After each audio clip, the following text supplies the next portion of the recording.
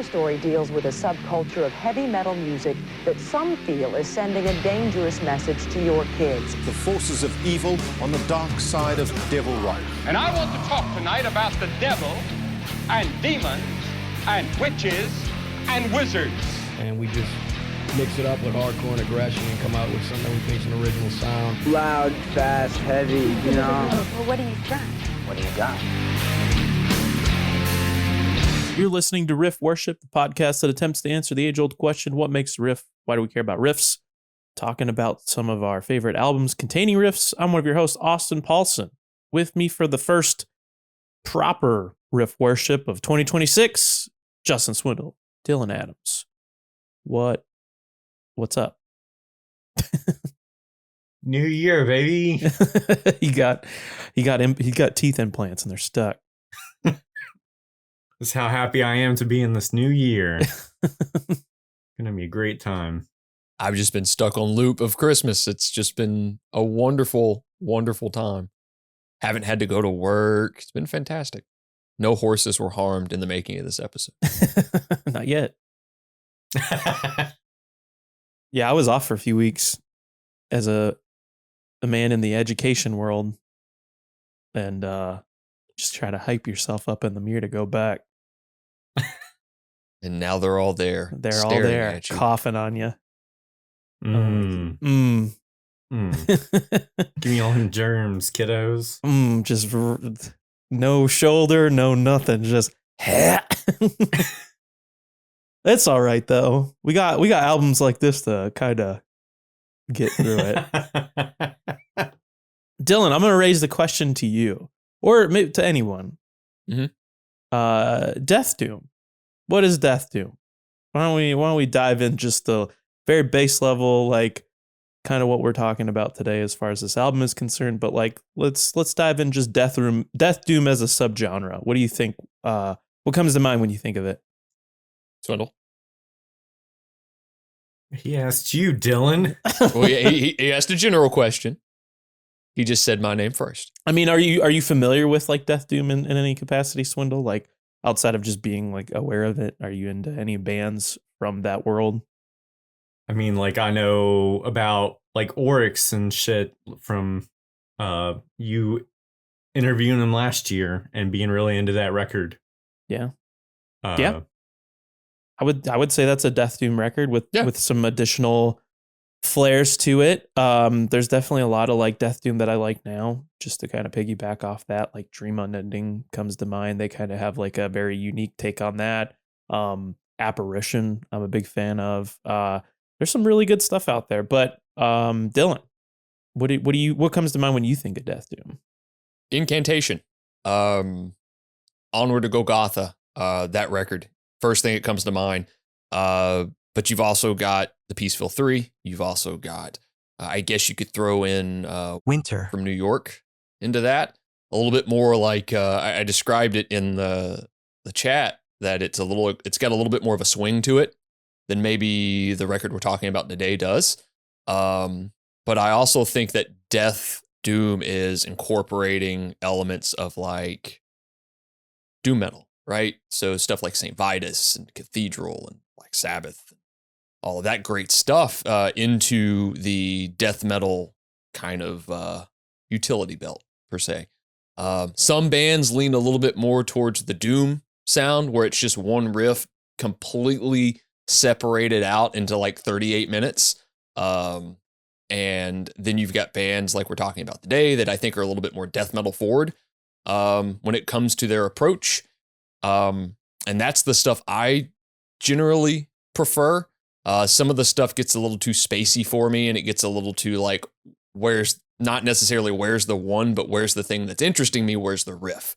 I described in our end of the year or best of episode where like certain bands get a pass, i.e. Primitive Man gets a pass because there's so much violent intent behind that music. But Death Doom is not my favorite subgenre of like death metal. But there are some great records from this. There's some early My Dying Bride stuff that's really fun. Paradise Lost. The list goes on. But this record's really good. And I've listened to this record one other time, and it was about 10 years ago. This MF had a whole paper written on the answer to this question, and he still wanted me to go first. He was like, no, Swindle, you first. No, go ahead. I like Death Doom a lot. I think I would tend to go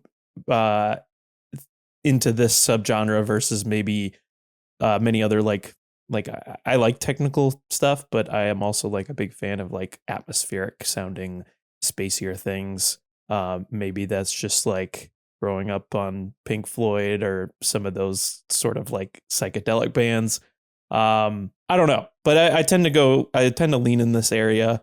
I think, you're definitely going to get some slower, dronier aspects of like doom metal. But then, on this record, we got like double bass, and there's like your classic kind of arpeggiated death metal riffs, like alternate picked death metal riffs that you would hear on a lot of records from this era. But I don't think, like, getting into this band, you kind of hear about it. It's got like a cult following, but you listen to it and it doesn't sound like any other record from that era.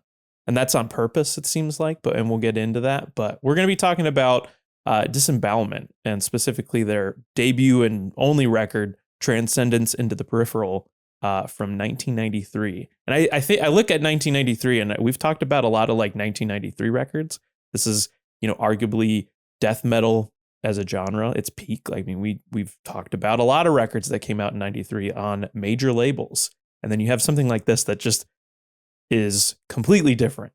And, Dylan mentioned like a few different death doom bands, and a lot of those bands, especially like the Peaceville 3, you have Paradise Lost, My Dying Bride, Anathema, like they're kind of like touted as pushing this death doom kind of, even like gothic metal type of genre into like the forefront.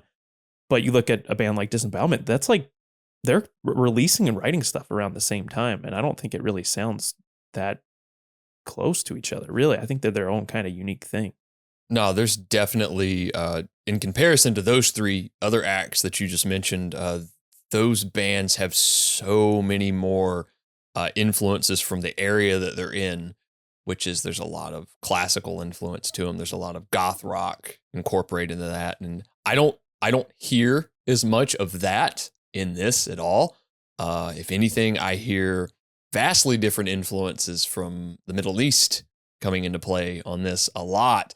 A lot of different things on here. I did want to add too, when we talk about like death doom or anything along those lines, I guess you could even include like Blessed Are the Sick on there. Yeah, that's like, a really slow, dirgy record. Like there's some stuff on there that definitely is incorporated into this type of death metal. Yeah, I mean, even like looking at some of the American bands like that, and I think I wouldn't consider like Death to be a doom band, but I think there are kind of like slower, more, I don't know, morose moments in that band that you could see definitely carrying over. And even some of like this, like the more like lead stuff, I think, Chuck Schuldiner definitely takes a lot from maybe like a similar place, I guess. I don't know. There's kind of a progressive thing going on there with our experimentation.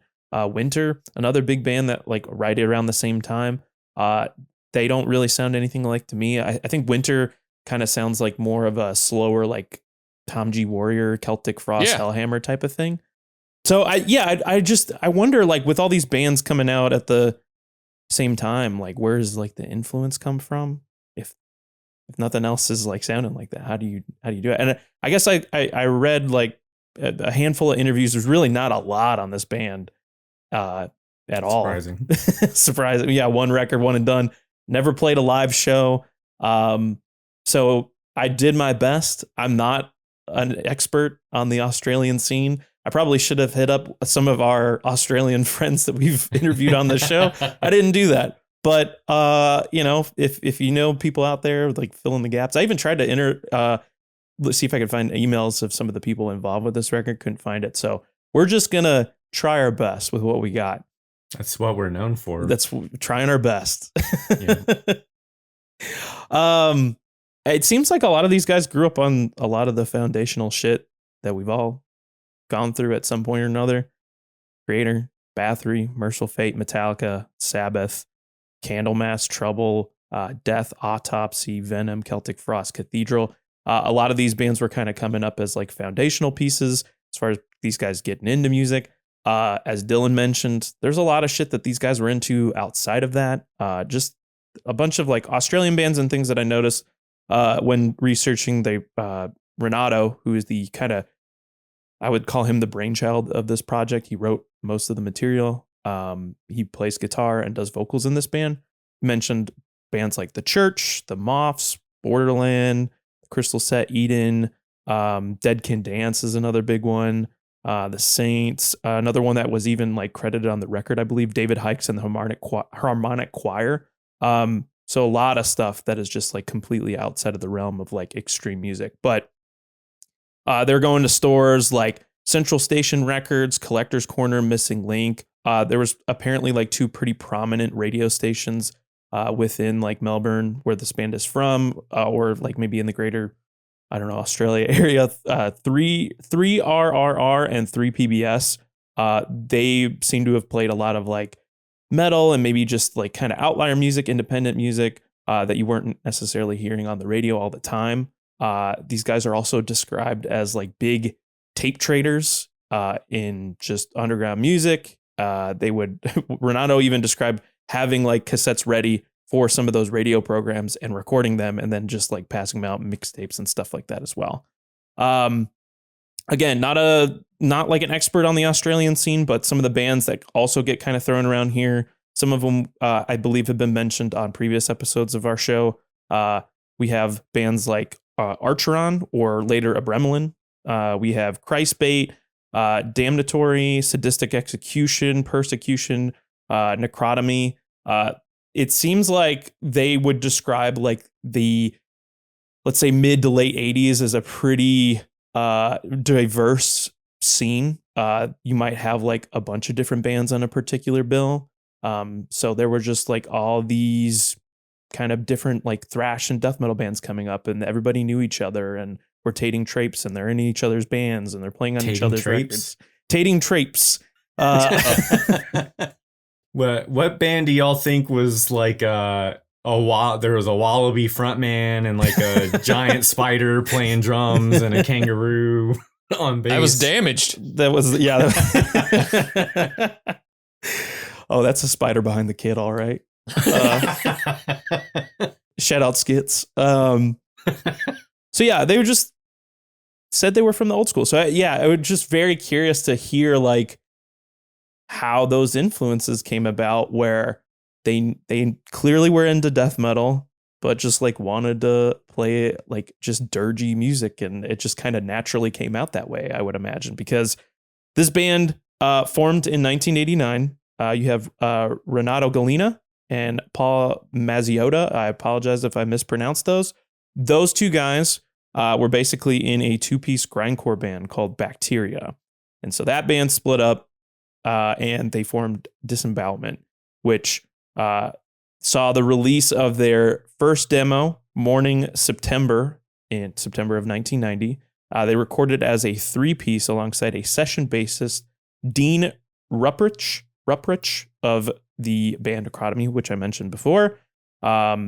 It does not sound great. I listened to it. It's death doom, which again, like right out of the gate, it's 1990. All these other bands are doing the same thing at the same time. And this is like, there's no like, hey, we're a death metal band and then we played slower. Like they were a dirgy fucking doom death metal doom, whatever band. There isn't much of the atmospheric and kind of ambient stuff that you would see on later releases. It's kind of almost like the release is kind of like bookended by 2 like intro and outro pieces that kind of sound like that. But for the most part, it is just a straightforward, like cavernous sounding death doom demo. I can't really even hear the fucking drums on it. Like it is that it is raw sounding. It is interesting to say the least. Well, they fixed that. Yeah. Not long after, you kind of have another crucial piece of the diSEMBOWELMENT puzzle joining in 1991. Jason Kells on guitar. He joins. You also have bassist Tim Aldridge at one point joining. He was in Archeron and later a Gremlin. I don't know if he was ever like a full-time member, but he does play bass on a compilation that I'll mention here in a second. But one thing I would like to mention about Jason, it seems like he was kind of a good counterpoint to maybe Renato's playing and his songwriting. They kind of mentioned Jason coming in, and it seems like very like the material almost got more focused and they played off of each other really well. So I would say that Renato is like a huge piece of the puzzle, but you can't maybe talk about this band without Jason from what the interviews have been talking about. So they quickly recorded a newer version of the song Extracted Nails from the first demo. And it was featured on a compilation by a German label by the name of Mangled Beyond Recognition, MBR Records, the following year. And this compilation is kind of like a hodgepodge of different bands. Therion, God Macabre, Panthemonium, Cenotaph, Crematory, a bunch of like just probably disgusting sounding death and doom bands. But this is important alongside their second demo, Deep Sensory Procession into Oral Fate. Jason plays guitar and bass on this. Apparently Tim is not credited on it, but they were passing this demo out to like all of these different labels. I believe MBR was interested in signing them to do a full length. You also had another label by the name of, I think, what is it? Wild Rags. Wild Rags. Apparently a very infamous label as far as I heard about it. Like I think Internal Bleeding. I think they put out some stuff by like Emperor. Just again, very like filthy sounding underground bands. But I think they knew kind of the history or like maybe the inner workings of that label. So they kind of waited out to see if anyone else would offer. There was a couple other independent labels, but they ended up signing with Relapse Records. And so then with that label, they were going to do like a 7-inch, I think it started out as, but they had essentially took the two songs from the second demo, remastered them, and they wrote a third song. And so that ultimately ends up being their Dusk EP. That's their first release for Relapse Records. I should also mention the inclusion on this EP with, I'm going to fuck this up so bad, Matthew Skarju. That's how I would pronounce it. Skarrajew. Matthew was in a technical thrash metal band called Sanctum.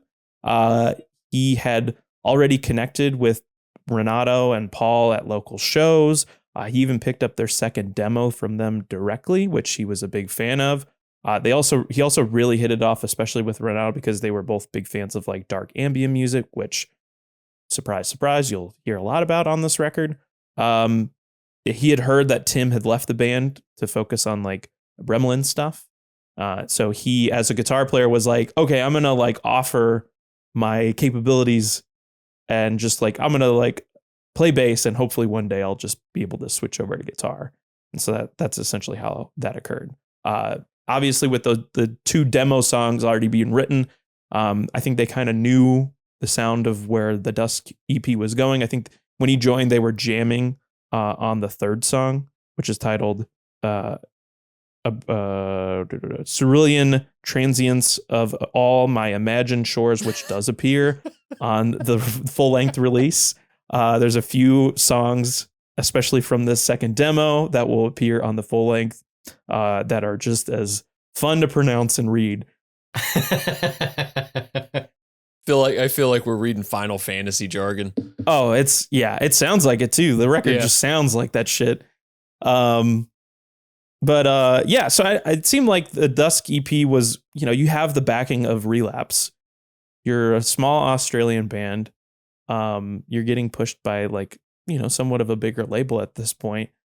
So you're kind of maybe getting a little bit more known in your local scene. But for some reason they just, and maybe they kind of touch on it later on, for some reason they just really never even played live, even after this EP, which I found kind of fascinating. And then after the release of the main record, they just broke up. So they never actually even played any of this material for quite a long time. But yeah, they didn't play anything. So it's interesting to see that they got some buzz and circulation, and likely due to just maybe a smaller scene in Australia, and then you have the backing of Relapse Records, I guess. Yeah, I mean, I'm sure Relapse was trying to push him hard. You sign a band from halfway around the fucking world on a complete different continent than you, then you're gonna put some machine into that band, Yeah, I mean, even in the notes, Paul was like, they released Dusk and they were like, we need songs. There's a big cigar. John Relapse was like, we need songs now. Get me songs. John Relapse. Matt Jacobson was like, give me songs right now. I need my money. Voiced by Danny DeVito. Right. Like fucking Space Jam. You're gonna I've told you once, I've told you 1,000 times. You'll play games for the rest of your life. And the kids are gonna win. Don't take me here, all right? Anymore, all right? So anyway, one thing that's like pretty clear from, it does. We've mentioned it a million times already, or I've been talking about it. Is like, this doesn't sound like anything I've heard, and this was the point. They didn't want to sound like anything else. If 93 death metal is at its arguable peak, I mean, there's a million. There's like probably a handful of bands that are like really, really good and at the top of their game. And there's a million fucking copycats who are writing all the songs about things being mutilated and the same shit over and over again. So at a certain point, people are being like, I'm bored of this shit. I'm done. Like, let's figure out how to be different. So like all the sounds that you hear on the record, it's on purpose. They almost even changed their name. They almost changed their name to Dusk before the release of the debut record, because they thought they were kind of embarrassed by the diSEMBOWELMENT name. And you can even see it in just the artwork on all their releases. Is very, like, outside of the first demo, Renato is like a graphic designer. I believe he went to school for all these things. That was clearly had an influence in just like getting it away from anything that looked like, your skulls and guts kind of death metal cover at the time. Yeah, it's usually just the lowercase D on most of anything. I think the Dust demo or the EP like is just the lowercase D with the period, which I kind of like. I even kind of like the idea of having a band that looks aesthetically like that and sounds like they do, and then having a name kind of like this show. We Riff Worship, and then we talk about like, I don't know, something with no riffs on it half the time. One of the big things that they talk about too is like the contrast of kind of the lighter sounds and the darker sounds. You have like all of these really heavy kind of buzzsaw like guitars, which I believe there isn't much on gear from what I read, but at all. They did use a Boss HM2 and the Super Overdrive Boss SD1. pedal. But in your classic, it comes through, but then there's all of this lush kind of reverby delay, and then there's like a fuck ton of it apparently that they used on some of those melodic clean guitar parts. They were big fans of bands like the Cocteau twins. Cocteau. I got it right the first time. Lush, Ride, Sonic Youth, shoegaze bands like My Bloody Valentine. They mentioned The Cure, The Cult. There's a bunch of that's these wild. Yeah, to think about. They're taken from all of that and using it here. And I don't know about you guys. I mean, like we can talk more about it when we get into the actual record. I mean, it fits so perfectly. It doesn't seem like it's just mashed together. I think the way everything is kind of mixed for the most part sounds like very cohesive, and the contrast works. There's a lot of attention to that detail, I think. There were times on the album that I was like, it sounds like everyone in this band is playing a different song, but I don't. I think that was the intent on how they wrote the music. I don't think it was because of how it sound. Like, I don't think it's because like the tones are just wacky and the it sounds like completely different recording sessions. I just think because of the way the music was written itself, like sometimes it lends itself to not meshing together 1,000%. Sure. But like But I think tonally, that's on purpose. Right. Yeah. tonally, yeah. I think it works. I think it all fits. I think it vibes. I do think the distorted guitars are really low on the mix. Oh yeah. Like so massively low on the mix. You know, and that's, I mean, it all fits. It feels like it kind of feels like it's a second wave black metal record with how the guitars are mixed. You've got these great ambient Middle Eastern sounding, clean, we'll say clean guitars coming through, reverb, chorus, delay, that sort of thing. A lot of layers of it too, kind of punching through at certain points to a point like it's jarring when you hear it at certain points on the record. It's like, oh, right, here's this weird fucking like hyper blast part, and then wham, it's, you know, disintegration or something like that. It doesn't feel like, it doesn't just feel like 15 pounds of shit in a 5-pound bag. You know, it doesn't just feel like they're just ramming shit in there for no reason. We've heard records like that. We like records like that. But this very much feels like it feels cohesive. It does make sense that it was generally written by one person, though. Like, it makes sense. The way it sounds, the way it's paced, and the way everything is kind of meshing with one another, it feels like, yeah, it was written by one person. There wasn't a lot of input from multiple people. It's definitely a fun fucking listen, though. Oh, it's such a fun listen.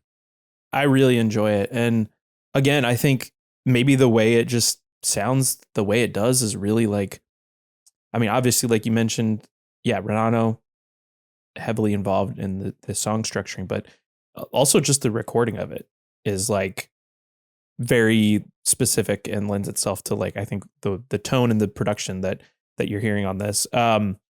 Apparently the studio equipment, I think they mentioned that the outboard gear would have probably been more suited to other forms of music, but they just used what they had and they ran with it. They also mentioned that their engineer, Doug Saunders, and this will be kind of maybe a funny point to mention with like the drums, but they do mention I think Paul mentioned, it's funny because the Transcendence album could have had a real mechanical sound to it if we let our sound engineer drive this one. We had some major issues convincing him to go on to go for the sound we were after.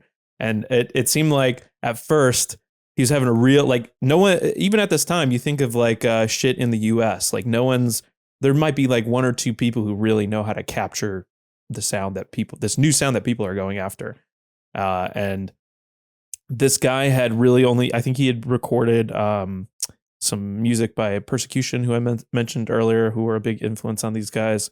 But he, like, with the sound that they were specifically going over with, like all these layers and the ambience and the atmosphere, it's not something I think he really knew how to capture. So at one point, I think he yelled at them and stormed out. He's like, I don't know what the fuck's going on. Like, he just stormed out of the room. And then when he came back, it was actually Jason who kind of, he's kind of described it as this like stern kind of serious kind of figure. He can be kind of, he's a character. And he basically told him like, hey, we're paying for this. You're going to sit down.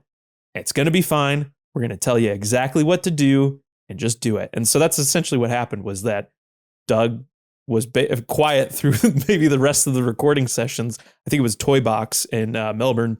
And he just kind of went with their guidance. I think even Matthew was going to school for music, maybe some like classical guitar or like classical music. And maybe there were some recording classes or something, but he was like the one guy that like kind of knew some of what to do as far as like a technical aspect, it seems, and was kind of guiding him to do certain things with the recording. And so then when they got like the final mixes back, when they were figuring that out, he kind of turned around and like, okay, I kind of see where you're going with this sound, I guess. It makes sense. It is pretty wild to think that there haven't been more bands, and I think Swindle can agree with me on this one, that don't just sit down with their engineer and go, we want it to sound this way, we're spending the money. Without like somebody going, oh, I want it to sound like this. Listen, if you're meeting up with Brendan O'Brien and you're on a major label and they're like, hey, this is why we want you to go to this guy. That's a different world. But if you are in a fucking death metal band and you're spending money you probably got from working your fucking manual labor job and you want your record to sound like it, whoever's recording you should absolutely be performing the task that you want them to do if you're paying them to do that. And I think that sticks with any band, any underground band that's like self-funding anything. Work with the person you want to work with, but also understand that you're paying them. You're paying them. Right. Like, yeah, make it sound the way you want to sound. If you want to, go dig up Phil Spector's old bloated corpse and you're like, I want it to sound the way I want, fuck you. Like, pay them, make it sound the way you want to sound. Sure. I bet the fucking recording engineer was just being petty. Like, oh, you think you know what you want the shit to sound like? All right. I'll just do what you want. I recorded the Persecution record, all right, motherfucker. But yeah, for like better or worse, I mean, we got the record, right? This record was released on September 28th in 1993 through Relapse Records. And it sounds the way because of all of these things. And it is very uniquely these four guys. They were all on the same page. They wanted to evolve some of the influences that were on Dusk, and this is what we got. You brought up the gear that they used earlier. I love that the interview you got, they were like still so secretive. Even though we're like 33 years out at this point, they were like, it kind of seemed like they had like non-disclosure agreements on the shit they're like, yeah, well, I can't really say what I used, but I'll give you a hint. Yeah, it was like from 2018 even. That Matthew was like 25 years later. He's like, I don't think I've ever told anybody I used these two pedals on this record before. Like, what are we hiding? Allst while we're in 2026 and there's some person, probably a dude, in their fucking like home studio who has figured out how to tone print whatever shit they used on this record and has the exact tone in a fucking keyboard click. And it's like so fucking secretive. Did Boss like hold you over a fucking cliff or something and say, don't tell anybody you use these two widely distributed pedals and a Les Paul? Play ball, you fuck. Like, and he was not even really making the music. Like, he only made one album and then moved on, but he was like, I can't divulge my secrets. Swindle. I'm assuming you've never heard this record before until we decided to do this episode. What was your first impression turning it on? It's a weird record. Yeah. Like I said, it really, it seems like at times everyone in the band is playing a different song. Also, your prophetic Throne of Ivory. The like, I guess it's just the clean guitar in that song sounds like out of tune. Yes. Kinda like it. Yeah. And I wonder if weird sounding. I would say a lot of those like kind of sparse like melodic parts seem a little like, like not exactly like in key or like in whatever. But I think that is like kind of the point. It just sounds very dissonant and like. Well, I do think there's a point on this track where there's a certain section of clean guitar that maybe it's layered and one of them's not actually in tune at all. Because it's like, you can hear it. It's like, it's not even dissonant. It just sounds like it's flubbed. And I mean, that could be from how quickly they recorded it, anything like that, especially when you're probably tuned as low as these guys. I think they're tuned to C and note, strings back then weren't where they are now. And all of this. So like keeping shit in tune after multiple takes is probably difficult, but it does add like a charm to that part. Like, especially as loud and as upfront as these ambient and cleaner sections are. I mean, like it is like, there's a point in like, I didn't even write the entire title down because it's so fucking long, but of Tree of Life and Death, there's a part in there that's got this like chromatic kind of Pantera, a new level kind of section. And then immediately after, like blah, there's this like huge, like clean guitar kicking in. It almost knocked me out of my chair. I was like, oh, this is fucking rad. There's some wild shit on this record for sure. I don't want to deviate from what Swindle was saying. I think the songwriting, the song structures, I guess, I mean, specifically are really interesting. Yep. Especially in like the first joint and is it A Burial at Ornon's? Yeah. One of the later ones, it's like switching from like the death metal parts to the like doomier parts, kind of like with no rhyme or reason almost. Like it's just like we're almost dead in the center of a riff and we're just like going right into fucking death metal. There's like certain tracks on here where, you know, they're long. They're like maybe like 7, 9, 10 minutes, right?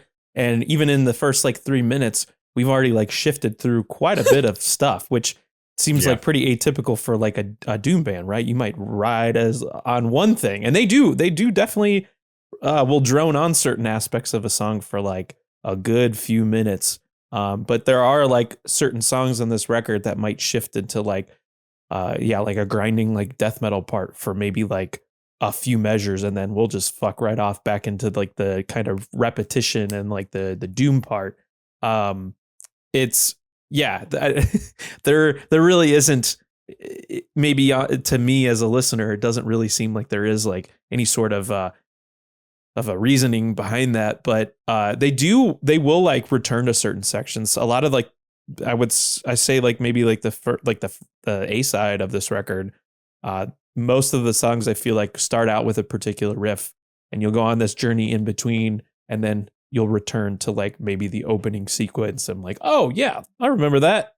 There you go. There's definitely some vibe stuff that they want to return to. There's some, but there's no structure on here, which is kind of fun. It's like they took that fucking blueprint and threw that shit out the window, and went, fuck it, let's go for it. And I think we've all talked about how there are records out there that we all enjoy that do that, right? Like there's no kind of typical song structure to it. You know, certain bands do that and it works really well. Like that thing works. But in the extreme world, there are certain bands that can just go, well, throw it at the wall, see if it sticks. And this album is definitely a good representation of that. I mean, you've got, like Fear Factory-esque like kick drums all over this fucking record. The drum production on this thing is interesting for the type of record it is. And when it came out, it's the only thing I could compare it to is like a Fear Factory record. Soul of a New Machine, like I think came out around the same time. That would be the only thing I could think of, because the kicks sound like kind of a modern production, like 2025, 2026, the way the kicks are mixed. I mean, there's a shitload of reverb on that snare too. And when it's blasting, it's like someone's in the room with you, just like whacking the wall. They just drenched everything in fucking reverb. I kind of like the weird drum production on this, because it's like, it's chaotic because it's so loud in the mix. It's just like, when he's blasting, because I mean, the parts there, but it's like, it's just the entire time. And it's fucking bonkers. It sounds like a Nile record. It sounds like a Hate Eternal record. I think I understand they came from like, their first EP was more death doom and had less of like the spacey stuff. So I understand that, and maybe also because of the person that recorded it, they used the sound that is more like suited for death than like the spacey shit that they're trying to do.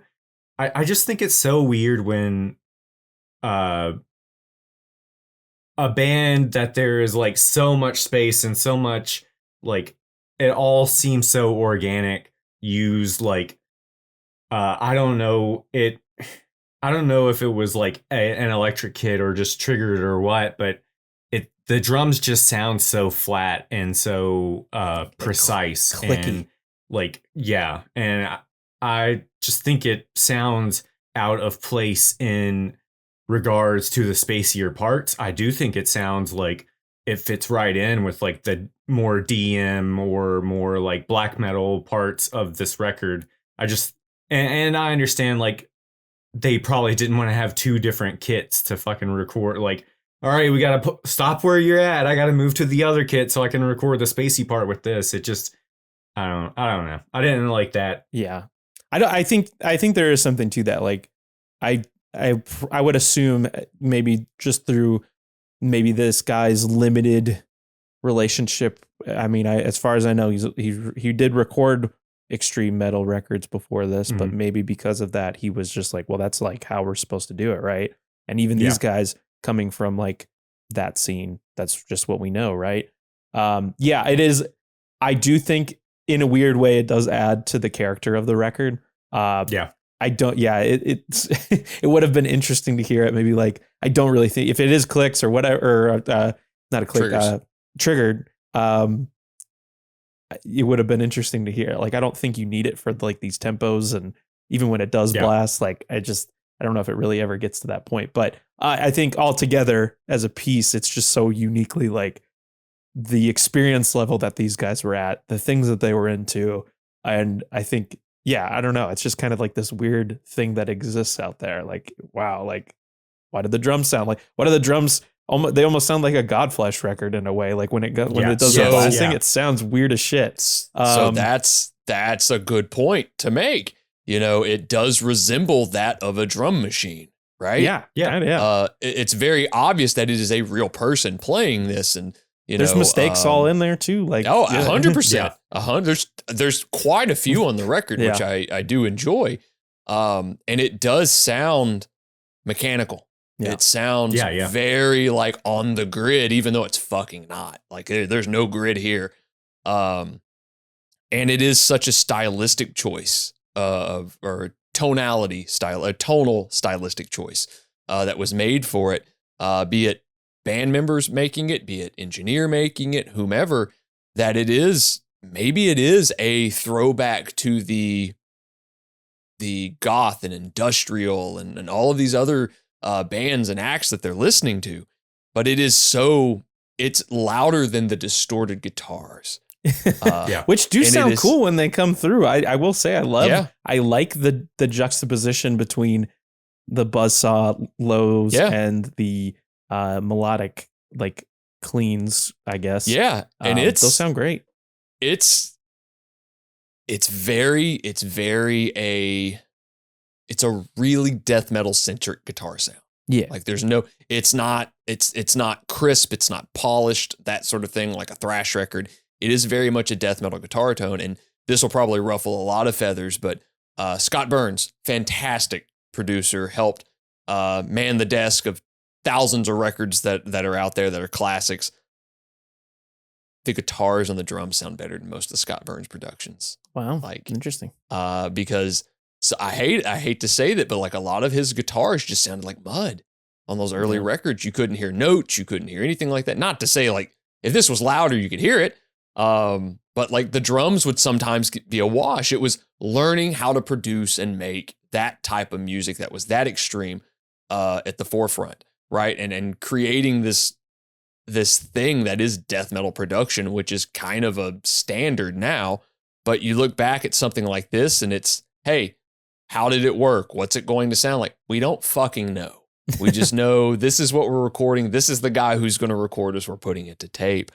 Without spending too much time talking about the production side of this and the drums, vocals. I think the vocals on this are fucking wild. So awesome, dude. There are stuff that sounds like Dylan from Full of Hell. There's some wretched like black metal stuff on here. There's borderline like New York City, like brutal death metal style vocals on here. There's obviously the big cavernous like doom vocals that are on here. I mentioned Incantation earlier, but like very much like John from Incantation with these huge, it sounds like he's just opening up his whole diaphragm and just fucking going for it. They sound like, Swindle Message, like Mongolian throat singing or like Gregorian chants. Well, in certain that's parts. On here too. Like, it's crazy. Like he clearly like I don't know. He just like had a lot of influences, I would imagine, and just like wanted to explore them all. And like nothing feels like it's too out of the ordinary. It seems like it's all within the wheelhouse, and it fit like, you know, I read some of the lyrics and they're very like poetic, and there's like a lot about different like natural things and fantastical things. Like, I don't know if you'd never be able to tell that's what it was about. No, but on like the aspect of just like as an instrument, like it is like so crazy. Yep. And it just, what? And that's why in some death doom bands or funeral doom, whatever you want to call it, when the vocals are lower in the mix, it adds to that effect, right? It adds to this like atmospheric thing, this what the fuck's he talking about? And he could just be talking about getting cut off in fucking traffic. Just fucking having it out. Vocals. Night Side of Eden. That is awesome. That's really cool. That's a cool track. It's a cool segue. It's the wildest sounding thing on the record because it is the most different sounding thing on the record, which I believe was the intent. But there are two things of note on that. I thought it was great. Sounds like something that would have been on the Pure Moods soundtrack or Pure Moods compilation. Experience Pure Moods, the perfect soundtrack for your way of life. Direct from Europe, this multi-platinum collection has won the hearts of millions. Oh, this was a compilation. Yes, it was a compilation that was released in the early 90s. It would have like Enya and like all of these other fucking things on it. And we've all seen it at 2 a.m. in the morning. I think he brought this up before, has he not? I have. This is probably one of the compilations that Dylan makes a playlist of and then like skips half the songs because he doesn't like them. No, surprisingly, I listened to the entire thing. But I also want to bring up that there are keyboards on that track that sounds like a Rhodes keyboard or a Rhodes Fender Rhodes. I don't know what the fuck that thing is, but it sounds like. No, it says in the notes that there's no keyboards until the Cerulean song. That's the wow.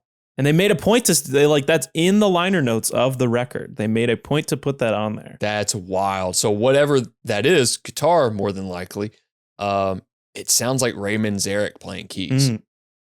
That's like a I heard really it and great I was song. like, fuck, that's wild. Yeah. And it's so funny to hear that he's not as like stoked with how it turned out. Oh, Matthew thought it was a little pretentious or whatever. I like it. Wobbly. I think that song's fucking wobbly. Sounds like a shoegaze song. But that's even then, I'll say. I mean, we'll get into it maybe after. I'll say it right now. I think there are tons of bands who like take from that. Like, I know this isn't the only band to have ever done like a clean, atmospheric kind of like interlude section of a record. But like, I mean, fuck, I listened to that Yellow Eyes record, and there was stuff that sounds exactly like this song on their new record. Are you trying to? Do you need to calm down? Hey y'all! Hey Yellow Eyes! I'm calling you out. It was one of my favorite records of last year, but I'm calling you out right now. You pieces of motherfucker! But I mean, if we're just getting into like, I think most of the songs here are great. I like. There's something I like about every one of them. Probably my favorite two. I mean, right after Night Side of Eden, I think a Barrel Ornans or Ornans is a great song. I think maybe because it came from like the second demo. Maybe it just doesn't really, there's not like a ton of the atmospheric parts that I like on that one, but the Spirits of the Tall Hills and Cerulean, those songs are fucking awesome. The cleaner melodies, like especially at the end of Spirits, they have like some of the more like world kind of like Eastern influences occurring at the end. Even at the end of Cerulean, there's just straight up like, it almost sounds like sitar and like there's some crazy synths. That shit rules. And it would have made me think like, man, what if this band had kept going? Like, what if we like leaned into that even more? And some of the other bands that I'll mention later do in a lot of ways, but those tracks are like unreal. Those back two tracks, you're right. Those are the standout tracks for me too. But I would like to say Excoriate is Yeah, the that's a good short one. track on the record. The short, It's like, death straight- metal track. Yeah. Right. It's straightforward. It's fucking heavy. It still has all the atmosphere that's on the rest of the record. There's some dissonance on there. This is where I really heard the Winter comparisons, was on that track in particular. I do want to say I love the song titles on here, even as like Tolkien and like all that shit as they could possibly be. There's like some off-kilter fucking rhythms at the end of The Spirit of the Tall Hills that's going on. It's very short. It's very brief. It's like a bar and then it's done. It doesn't ever return again.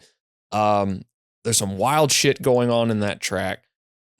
Very much if a certain band that talks about space a lot wasn't influenced by this record, I would be a fool. There's no way Blood Incantation wasn't listening to this shit. No, yeah. Like that, The Spirit of the Tall Hills is very much like, oh, here's the blueprint of possibly this band that could be listening to a lot of Pink Floyd later on in their life. And that's not a slight. I'm not saying that as a slight in the least bit. I mean, there is some wild and interesting shit on here. And the more experimental stuff is the more interesting shit to me. Even though I do like the death metal forward stuff that's on here a lot.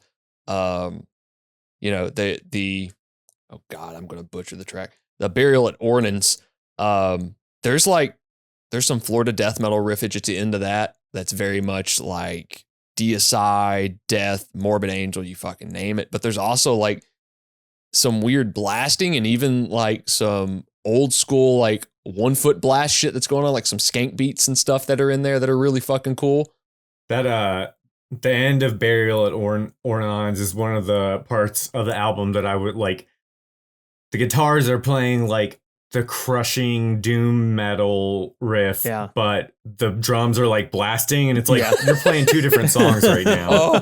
I fucking love that shit. But you know what though? And kind of to Dylan's point about like some of the newer bands that are doing, like, I think there are some doom metal bands where you can kind of place them in a certain time. But a lot of this stuff sounds certainly more modern.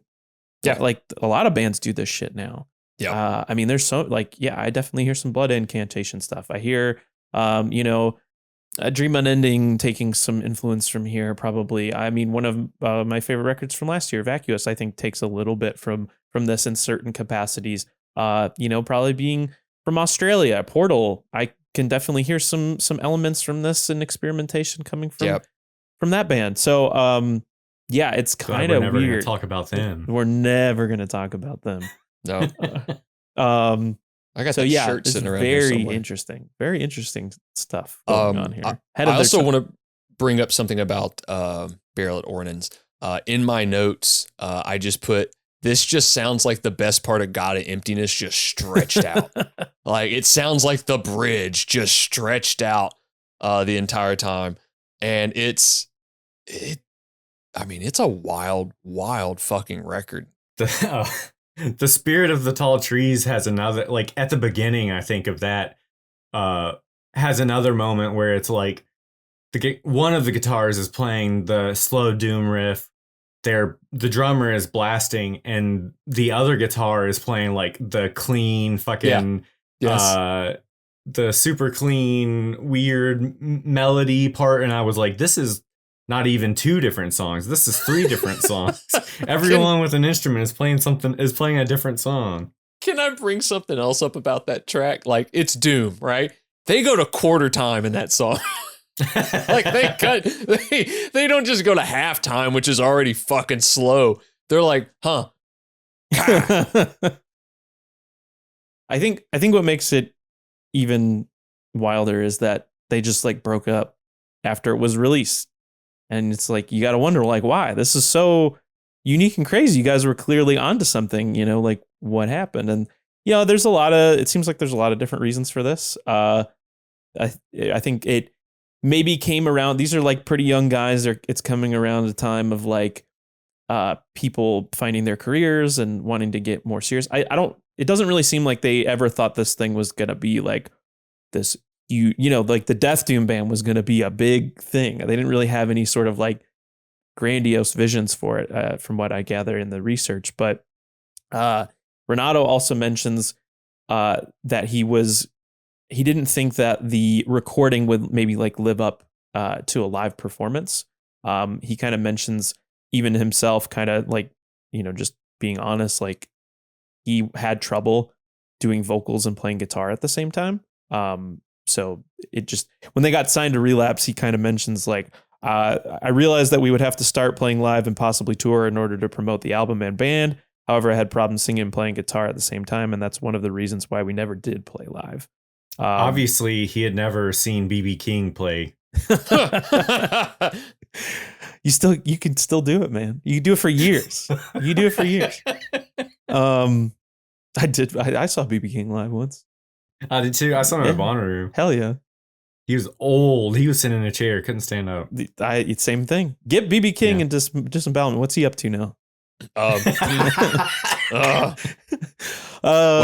you remember that Phil Spector bit I did earlier? So, maybe even before they broke up, they kind of mentioned doing like a covers EP.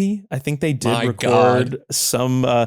So there was an NTM article, I think, that mentioned they prepared 5 cover tunes for a potential EP release. They demoed some stuff. It just never came to fruition. I think maybe one of those recordings ended up on like a deluxe version or like the kind of career spanning box set that eventually came out. But for the most part, they were just like, it's not going to happen. Everybody's kind of going off in separate directions career wise. They thought about playing one live show that never happened. People were involved in certain things afterwards. Before the band broke up, Matthew and Renato being like big on different forms of like non-metal music, ambient stuff, maybe like world music. They started Trial of the Bow, which is those records are fucking crazy. Like there's an EP and an album that I checked out. I'd never heard of this band prior to the episode we're doing, and they're called Ornamentation, that was released in 95. And then there's an album called Rite of Passage. That shit is wild. If you like some of the Eastern, like Middle Eastern sounding stuff that is featured on this record in like really small doses, they just fucking ran with it on these releases. So, but I think the band kind of mentions, or Renato kind of mentions, that maybe after doing that, they put a lot of effort into writing this material, or he did. And he was just like, I'm kind of done with it. I don't really have any interest in it anymore. So I'm going to work on other stuff. I'm going to, he's a graphic designer. From what I understand, he kind of dove into other forms of music. I think he still started doing like more electronic based material. I think he even re-recorded one of the songs from this album in kind of like a different take a handful of years ago. It was Night Side of Eden, wasn't it? Right. Yeah. So even not even the heavy one, right? Right. Some of the other guys continued to do other things. I believe there was a like grinding death metal band called Polgar that featured Matthew and Paul together. That started around like 2004. They did kind of like reissue the record. It was released as a double and like limited edition CD and vinyl in 2005, which I guess from what I understand was kind of like Jason did a lot of the grunt work for that. He kind of had to like, it was called a labor of love, because I don't know if Relapse was like, at the time maybe they weren't as like energized to like put it together. So Jason is responsible for a lot of that stuff. Hey, the one Surprise. time the band, this one time band that like put something out. 12 years ago. Right. Yeah. So that came out in 2005. The band reformed in 2010. I guess there was like maybe some interest. Like I'm sure for years people were like, why don't you guys ever play these live? Why don't you guys ever do this? So I think they attempted to get everybody involved. Renato, Jason, I think they wanted to do like have the group together again. Didn't really work out like that. So what ultimately ended up happening was I believe Paul and Matt kind of reformed a kind of like tribute act as Dusk. And so they played like maybe a few shows, especially at Roadburn, as like a tribute. And they played, I believe this record, they played disembowelment tracks and then maybe even some Trial of the Bow music as well. Through this, they formed another project called Inverlock, which was a song on the Trial of the Bow record.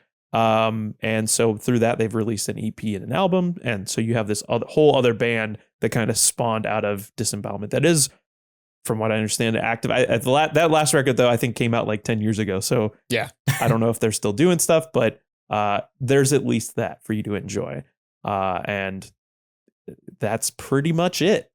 This is this band, one-time thing. They put out one full-length record.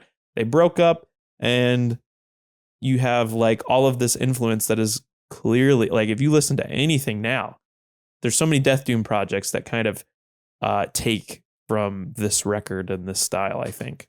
Stylistically, this won't make sense, but impact, this will make sense. You look at a band like this, releases one full length, done, thus to influence hundreds upon hundreds of projects that came after it. The only comparison I could make to something like that is like Cynic releasing Focus. Releases one record, nothing, done for like almost 20 years. Influenced hundreds upon hundreds of bands with this one, kind of stinker of a record. And I say stinker because it just wasn't, nobody really caught on when it came out. And then it builds up this cult legacy and becomes a classic and that sort of thing.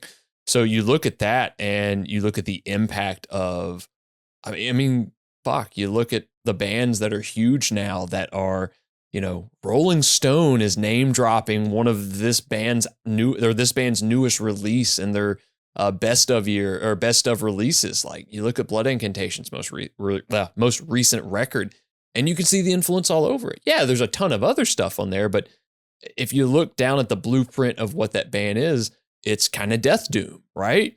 It's this spacey Death Doom, and you've got a band like this and all of the bands we mentioned at the beginning of the episode. And it's wild to think that this band hasn't done more in recent years.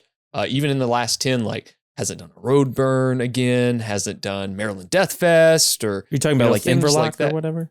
No. I'm just talking Dusk or the tribute. Oh, like a tribute. Yeah. Yeah. Like you've got Death to All now. Like, yeah, I get it. Like it's just wild to see that this band is kind of setting and going, we did it. We're good. We don't have to do that thing. I do want to say this. The first time I listened to this record, I listened to that whole compilation that Relapse put out. Oh, like the career spanning one? The entire thing. I thought it was the fucking record. And it was like, why am I hearing the same song 6 times? Yeah. And it's like, oh, and I think later that week when I finished listening to the record, because that's what it felt like, I realized it was a comp and it had everything on it. 4 days straight of listening. 4 days straight, just hold up, staring at a wall by the end of it. But it's a fucking great record. It's a great record. It's one of like the handful of Death Doom records I thoroughly fucking enjoy.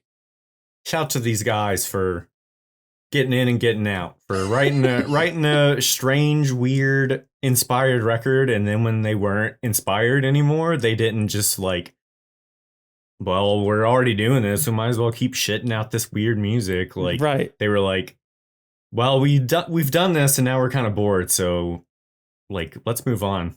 Yeah, well, I'm gonna write weirder shit now. Like, yeah, which is great. Like, yeah. I mean, we really haven't talked a lot about Death Doom on this show. I think the only one that kind of comes to mind is like Thor's Hammer, and that came after this. Like, sure did. So I think this band just really ahead of their time. Yeah, there was a point to be different, but they like really had a unique approach, and they were listening to like, I think the biggest thing too is like that I could take away from is just like listen to fucking everything.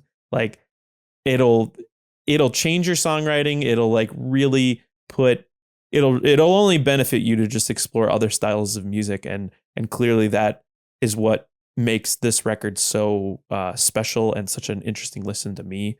It's just all of the different takes and kind of textures that are happening, and maybe it doesn't all come. It's not like a perfect record, but I think because all of like where this, I mentioned before, where this band was at that point, doing it themselves and kind of trying to find that sound on their own. They knew kind of what they wanted. And I think, they were able to execute. I think they succeeded. I think they were able to execute, at least in part, what they were looking for. And while it would have been very interesting to hear where this might have taken them next, to Swindle's point, like they did it. They didn't really see the need to do it anymore, and we got this record, and it's fucking awesome. They didn't do Scrubs season 9 or whatever. God, it's coming back. Oh, thank God. Yeah, Nick Rib is back. It's give us the content, no matter how bad it is. I love my gray slop. Oh God. So I've pretty much said what my recommendations are going to be. I think people should definitely check out Trial of the Bow. I think that was so surprising, and I'm going to listen to it even more. Like I said, Ornamentation from 95 and Rite of Passage from 97. Just check it out. I don't think you'll be disappointed.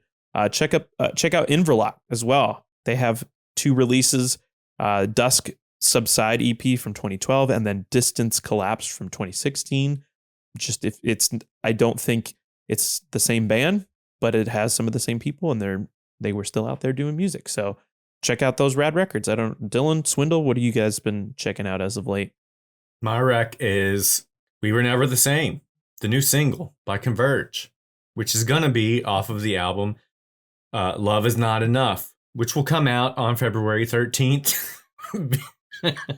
Hell yeah. This one is another very fast, pretty straightforward joint. I'm thinking this record's going to be straightforward as shit.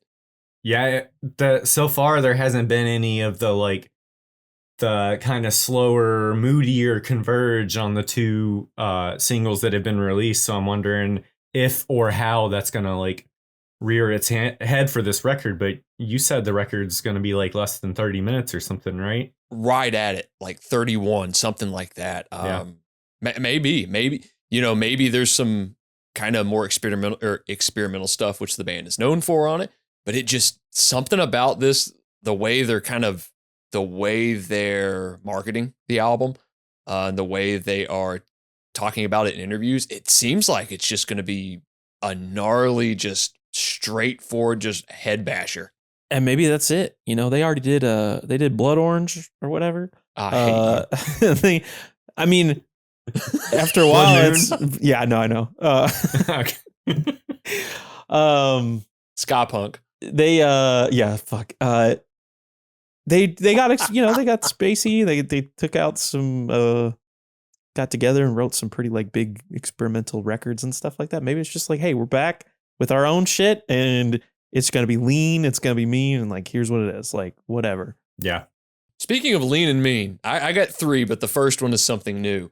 I love Exhumed. I love this band. And it's about time we get some new Exhumed. It's been about 4 years, I believe. But Unsafe at Any Speed, off of their forthcoming new album Red Asphalt, which will be coming out through Relapse Records on February 20th, a week after the Converge record. So I'll be healed. But this thing is fucking great. It's nasty. The production on it is stellar. And I think Matt did the production on it. Yeah, sure. I think it was recorded in their own home studio now. This thing sounds awesome. It's gross. It's just grind influenced death metal at its fucking best. And it's even got they even brought back some of the pitch shift vocals. Ross's vocals are low enough, but I think there's a point where he does the pitch shifted shit, which I'm not a huge fan of, but it works for me with this band. It's the one band I give kind of carte blanche to do that shit. But the other 2 are older records. Mastodon's Hushed and Grim, which has grown on me since 2021. It's a long fucking record. And then Behemoth's I Loved You at Your Darkest. That is kind of the record. That's the record that came after The Satanist. It's a weird record for them. It's very moody. It's very atmospheric. There's some more rock and roll-esque things going on with it. But it's a cool fucking record. And it came out around the time Nurgle's side project came out. So I think there's some crossover going on with that. But a great record that if no one's really given it the time, like check it out. Sick.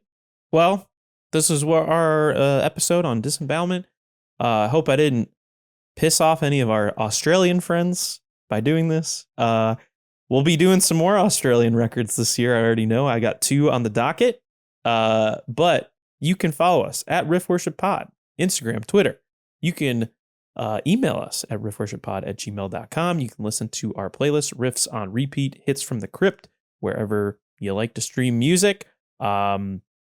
I don't know what we're doing now. We got some other records. We got a lot of shit coming through the pipe. Surprisingly. Yeah. We're going to be talking about records. We're going to be talking about records. We may have some people we're interviewing this year. That finally we got back. We heard back from somebody that I've been dying to talk to, that we've been dying to talk to.